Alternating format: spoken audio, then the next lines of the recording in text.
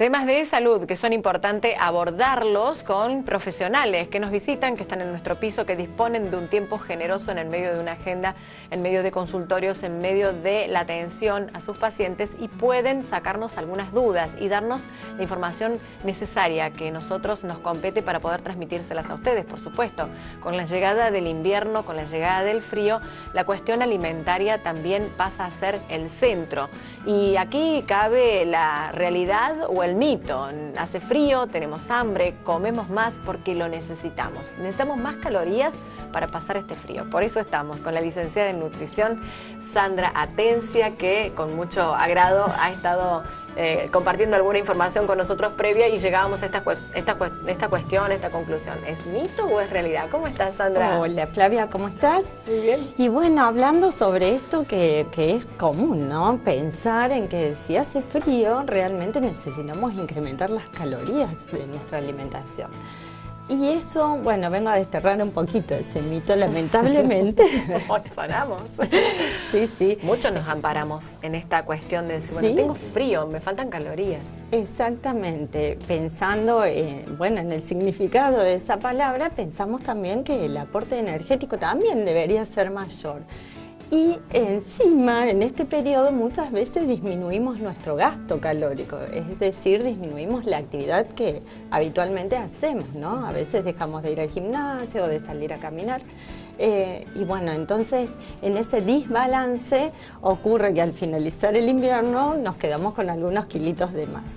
En esta cuestión de pensar en que necesitamos más calorías, sobre todo lo pensamos en el aporte energético en cuestión de temperatura, de cubrir esa temperatura extra. Pero si pensamos, nuestro organismo somos personas que mantenemos una homeostasis, digamos que tenemos la capacidad de regular una temperatura corporal que permanece constante, ¿no? En ese rango de temperaturas es que nuestras funciones se dan fisiológicamente normal, ¿sí? Naturalmente. Y no necesitamos incrementar las calorías para que nuestro cuerpo pueda mantener la temperatura estable, ¿sí? Sobre todo en esta época en que nos manejamos y nos mantenemos en ambientes calefaccionados, generalmente nos conducimos en vehículos que también están calefaccionados y contamos con ropa de abrigo que nos ayuda a mantener la temperatura corporal y a evitar esa pérdida de calor.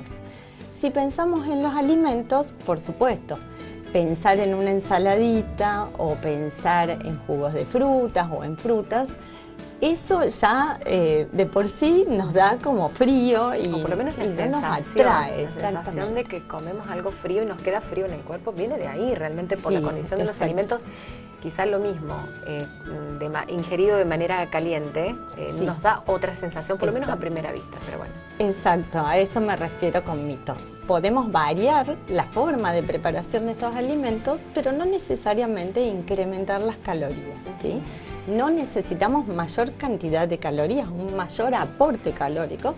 Sí podemos variar en la preparación. ¿Por qué? Porque la primera sensación de algo calentito ya nos da esa sensación de abrigo y nos ayuda a mejorar nuestro bienestar.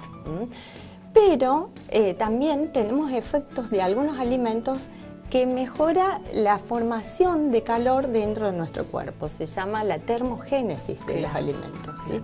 Que es una palabra que a lo mejor no es tan común, no es tan frecuente y no la hemos escuchado todos, y que es una capacidad que tienen los alimentos de transformar calor dentro de las células, de generar energía, que va a ser calor, y que tienen mayor propiedad de algunos alimentos sobre otros.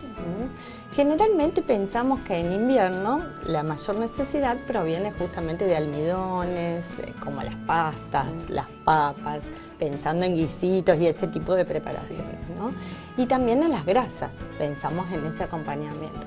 Sin embargo, hay una función que es la acción dinámica específica, que es una capacidad que tienen los alimentos de generar calor, como decía recién, a partir de la composición del alimento. Y los que tienen mayor capacidad no son ni los almidones ni las grasas, son las proteínas, ¿sí? Ah, claro. Las proteínas y algunos otros alimentos que los usamos más que nada como condimentos. Creo que le había traído una plaquita, no sé si va a aparecer por ahí, pero algunos condimentos como, por ejemplo, la pimienta. Generalmente alguien que come algún alimento picante siente la sensación de calor inmediata. Es una propiedad que tienen, por ejemplo, el ají picante, la pimienta negra, ¿sí? Y otros condimentos como por ejemplo la cúrcuma o el curry, que no tienen esa sensación de que es picantito, pero sí le añade unas sustancias que proporcionan esa sensación, ¿sí? de generar mayor calor. Otros alimentos que también utilizamos como condimentos son la canela, por ejemplo, las frutas secas, el café verde, el té verde, y también el curry, que creo que lo mencioné recién juntamente con la cúrcuma, ¿sí? Estos alimentos que denominamos termogénicos tienen esa propiedad de incrementar el calor corporal. En cuanto a la proteína, Sandra, es necesario saber elaborarla para que no pierda la condición de proteína, y a veces no tenemos el conocimiento suficiente o a la hora de la combinación, y también ahí podemos caer en un error de sumar proteína con algo que incorpora más peso. Las proteínas... Hay también toda una resistencia. Vos decís proteína engorda. Sí, claro. Siempre en una justa medida, ¿no? De esto hablamos cada vez que nos hemos reunido. Que todo aquello que es en exceso, aunque sea sano, no nos va a beneficiar, ¿sí? Justamente por el exceso. Pero en condiciones adecuadas. Cuando hablamos de proteínas nos referimos a las carnes, a la clara del huevo, carnes rojas o blancas, ¿no? Y también a las legumbres.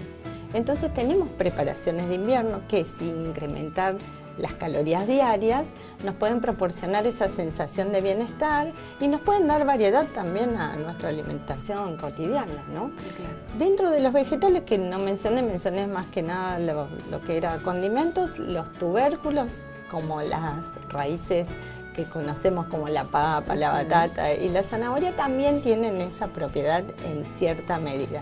Pasan al rango de los almidones, ¿no? Ya no son proteínas esas, pero son una buena guarnición para las proteínas.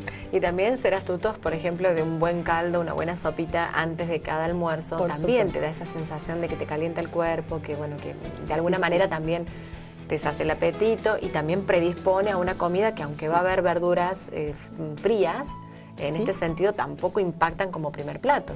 Sí, claro, el caldo siempre es un buen aliado en el invierno, ¿no? Y además, si lo preparamos con verduras naturales, también aprovechamos de esas vitaminas y minerales que cayeron en el caldo y las vamos a tomar, ¿no? Así que tiene un beneficio extra, además del calorcito.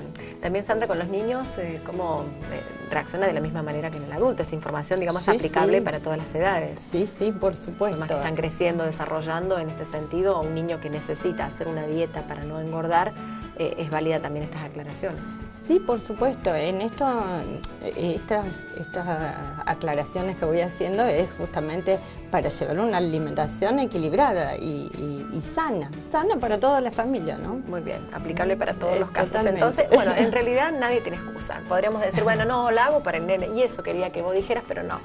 Nunca nos da con esta posibilidad del placer de decir, bueno, pero podríamos. No, es estricta porque sabe, porque brinda su información de manera adecuada, porque es importante que nosotros podamos contar con estas fuentes de información, porque estamos hablando de la salud más que nada. Siempre hacemos la misma aclaración cuando estamos con Sandra aquí en el piso. No es una cuestión estética, así que nosotros estamos tratando de cuidar la salud, y en este sentido es importante dejar a un lado esa información que uno puede conseguir a un clic, que puede conseguir en cualquier revista que esté de moda en los kioscos, y acudir a buenos profesionales que nos pueden dar una información completa y acabada de lo que nosotros queremos transmitir en cada uno de estos bloques.